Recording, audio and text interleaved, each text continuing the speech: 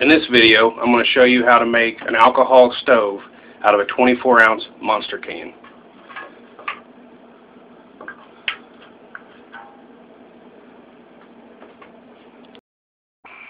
Okay, here's a stove.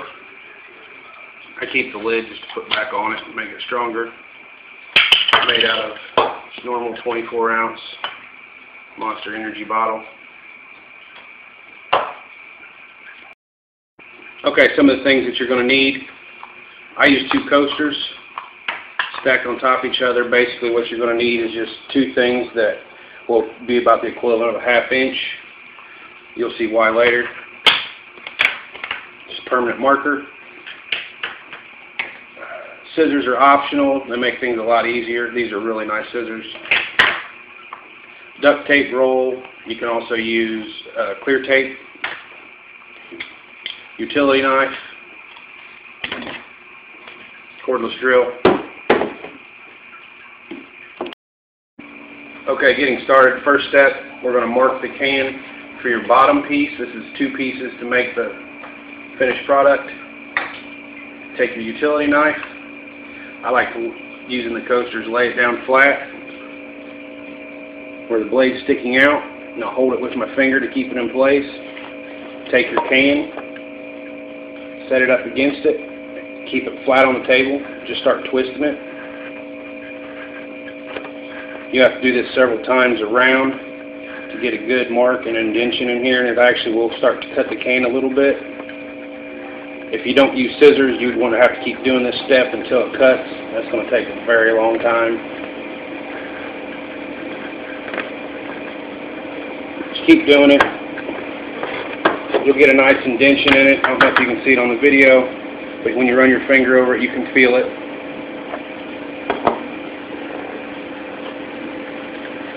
See, it's just starting here.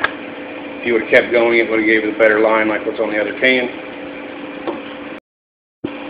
Alright, now we're going to show you how to mark the top. That's where the duct tape roll or clear tape roll, whichever you're using, comes in. I always leave my lid on until I'm done assembling it. It helps keep it stronger so it don't crush while you're doing stuff. Set it down flat just like you did before. Take your blade, set on your duct tape. Same thing, just you got a different base and you're sitting on the lid now, so you want to watch that you don't rock around. Try to keep it flat as you go. You just put it on there and spin it just the same. Keep spinning it around until you get the indentation just like before. Alright, now before you actually take the can apart into your 2 pieces, you want them to go ahead and get your burner holes put in. I always pre-mark my holes before I take them out and drill them. You drill it out with a 3/16 drill bit. When you mark your holes, I'll get another can and show you how to do that. Always take, and I'll put a dot in, go directly across from that, put another dot in between the 2. Both sides. Now you have 4. Then you just would go in between each one of those. Find your center. And then you would actually do another one in between each one of them, giving you a total of 16 holes.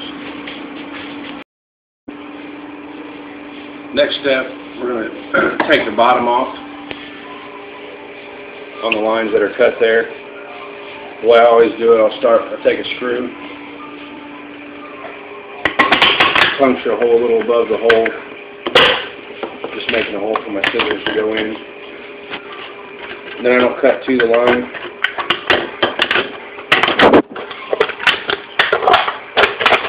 I just cut all the way around. Sometimes it helps if you cut a little piece out, so your scissors will fit.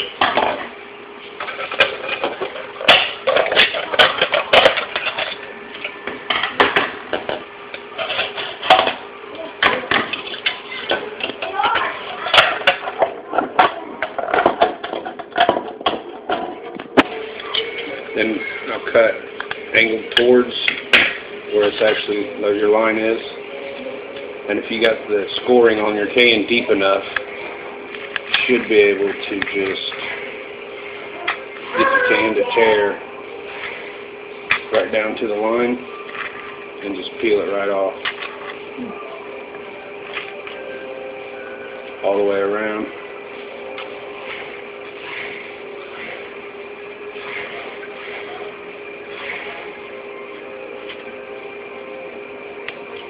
Then you have your bottom. You do the same thing on your top. Puncture your hole near where the line is, cut around it, and then do the same thing there. Alright, now I'm going to show you how to put two together. This one was already cut. I think there's no sense putting that on the video, just make it longer. You want to take your top can and find an edge, and you want to roll all the way around it, looks like this. You want to find something that's beveled on your edge when you do it, and you just roll it with the marker, give it a slight bevel. You don't want to get too much or else it'll mess things up. On this one, put it on your table at an angle, bevel it the other way so they'll slide together. You'll be real careful when you put them together because you'll get some wrinkles on your can, and if you let them wrinkles get hooked up wrong or dents, they will make it difficult to put your can together.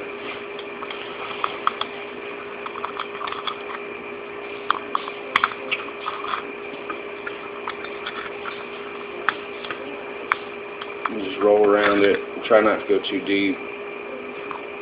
Push it in too far. Don't want to go in.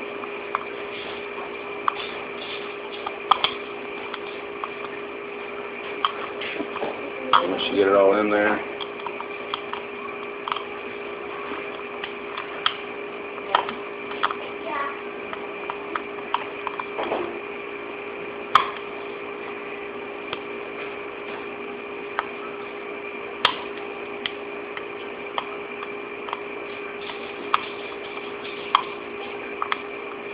you just get where you got part of it ain't going in, work it from where it's already in there.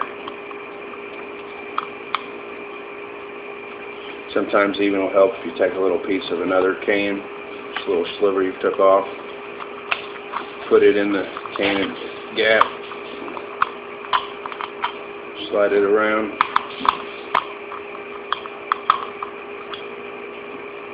Slight pressure pushing it together.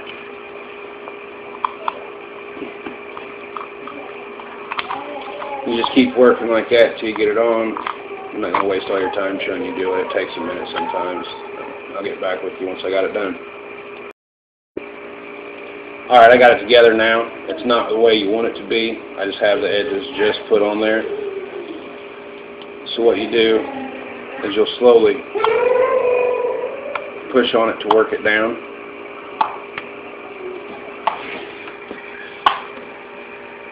You don't want to do all one side at a time. Just work your way around the can. Your goal is to put this edge right at the end of your paint line. If you press it all too hard at once, you have a chance of tearing your can. And just keep working like that until you get it all the way down.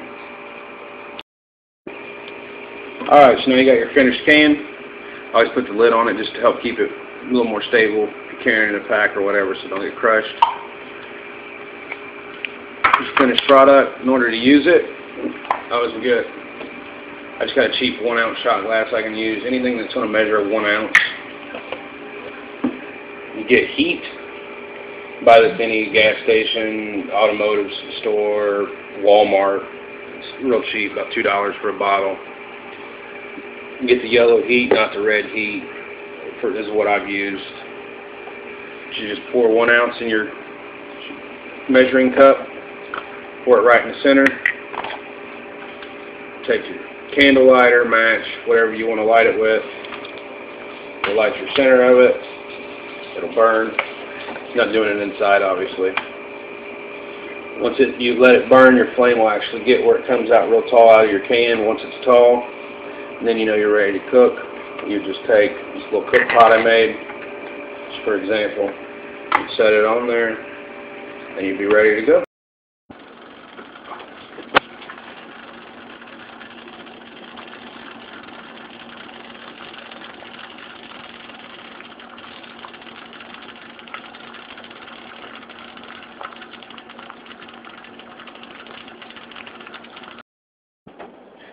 Good idea is to go ahead and cut the top off a Monster can and have it standing by when you're lighting this and using it.